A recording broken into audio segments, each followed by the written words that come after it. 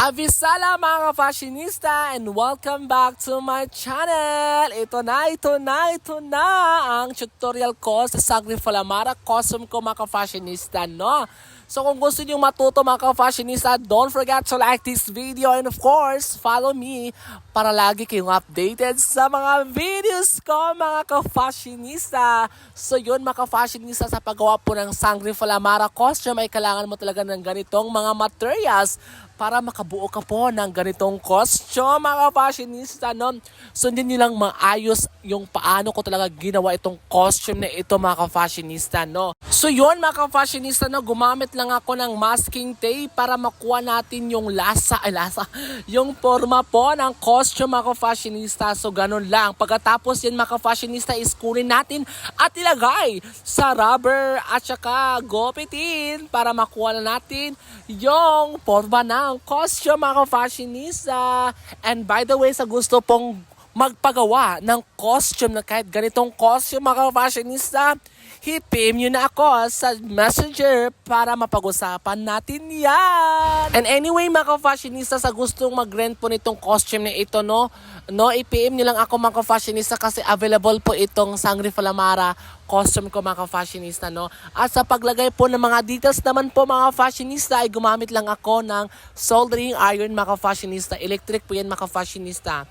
So ginanyan ko lang mga fashionista, no. Tignan nyo lang na maayos, baka meron kayong matutunan itong video na ito mga fashionista. At yan mga fashionista, no, ilalagay ko na dyan gamit po yung stick glue mga fashionista. Ididikit natin dyan mga fashionista, no.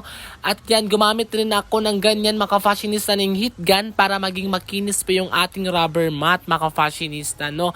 Ginanyan ko lang mga fashionista, no. Sundin nyo lang maayos, baka meron kayong matutunan nitong video na ito mga fashionista, no. At nilagay ko din yan sa liig na part mga fashionista para mabuo na talaga natin yung Sangre Falamara costume mga fashionista. At yun, proceed tayo sa headdress mga fashionista, no. So ginanyan ko lang yung paggawa sa headdress mga fashionista, no. Gumamit lang ako ng masking tape para makuha natin yung forma po ng headdress. So ganyan lang mga fashionista, ganyan lang mga fashionista, no. Sa paggamit din ng masking tape mga fashionista ay kailangan din kayo gumamit ng lapis or pencil mga fashionista para dun kayo guguhit para makikita natin na dyan pala tayo magka-cut mga fashionista. Ganun po. So yun mga fashionista, no, malapit ko nang mabuo yung headdress mga fashionista, no. Gumamit din ako ng parang pin yan mga fashionista para ma-hold po yung rubber mat mga fashionista at para ma-shape talaga natin ng maayos mga fashionista. At nilagyan ko din yan ng tie wire para mag-strong or anong tawag ba dyan, para mugahi bitaw siya mga fashionista. Basta kayo na bahala dyan, baka kayo na mag-search. So yun mga fashionista, no, ang ganda niya mga fashionista, no. So yan, nilagyan ko din yan ng details para matapos natin yung headdress mga fashionista. Ganon po mga fashionista. So yun, so mag-proceed natin tayo. Tatapusin natin sa upper part mga fashionista kasi dyan talaga ako dyan ako natagan mga fashionista, no. Hindi siya talaga madaling matapos itong costume ni Sangre Falamara kasi madami siyang mga details, ganon. So kailangan talaga ng todo effort at saka patience mga fashionista sa paggawa ng costume para maging maayos yung paggawa mo. Diba mga fashionista, ang ganda na? O tignan nyo mabuti, no? Tignan nyo. Diba okay na siya mga fashionista, no? At naglalagay din ako ng mga mga details para matapos ko na. At saka ito na. O diba? Then proceed naman tayo sa belt mga fashionista. Actually sa belt mga fashionista, madali lang siya yung design niya. Kaso mahirapan tayo sa mga weapon po ni Sangre Falamara kasi dalawa po yun. At saka very details po yung yung baril na weapon ni Sangre Falamara mga fashionista. Nahirapan ako doon pero nabuo ko siya ng maganda mga fashionista. Kaya I'm so excited mga fashionista na ipakita sa inyo yung resulta ng costume ko mga fashionista. So ganoon lang mga fashionista, no. Sa paglagay po ng mga details, gumamit lang ako ng mga stick glue mga fashionista. Yun talaga yung pambato ko sa lahat ng paggawa ko ng costume mga fashionista.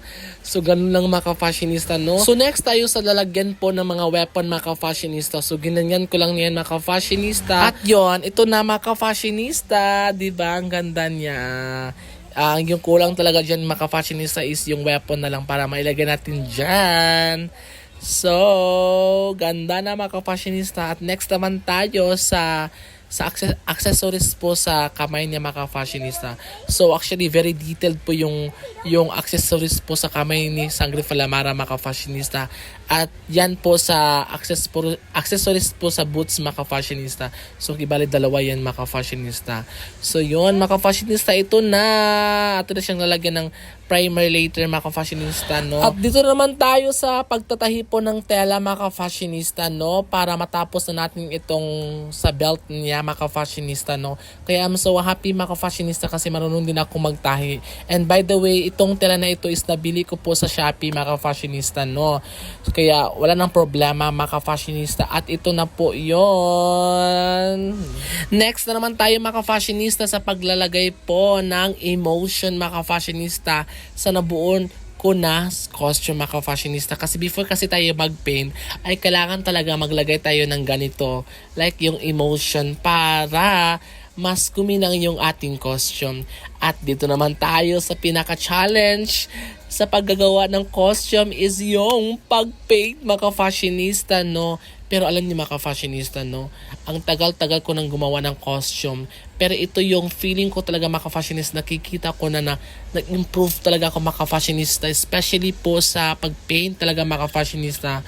Yun, nakukuha ko na talaga. Malapit ko na siyang nakuha mga ka-fashionista yung pag-paint talaga. Kasi narapan kasi ako dati mga ka-fashionista kung paano mag-mix ng color. Pero ngayon, feeling ko lang ha, parang nakukuha ko na talaga mga ka-fashionista.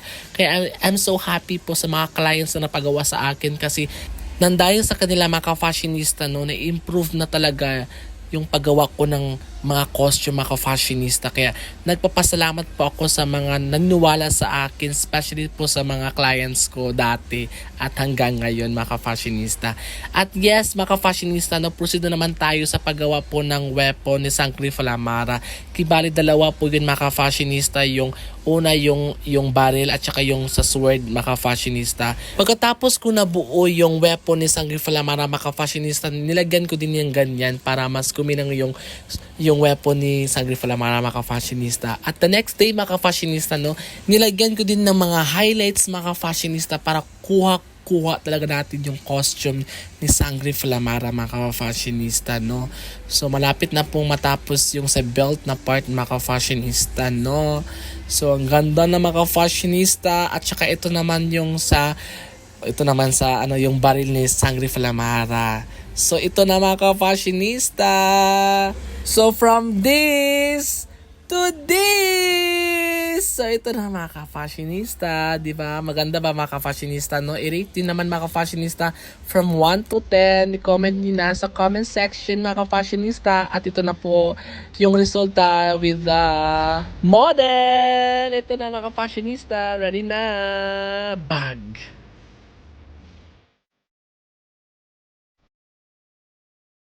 Abisala mga ka-fashionista, please don't forget to like this video and of course, Please follow Mr. Fashionista. Abisala Ashman! Yeah! Go, go, go!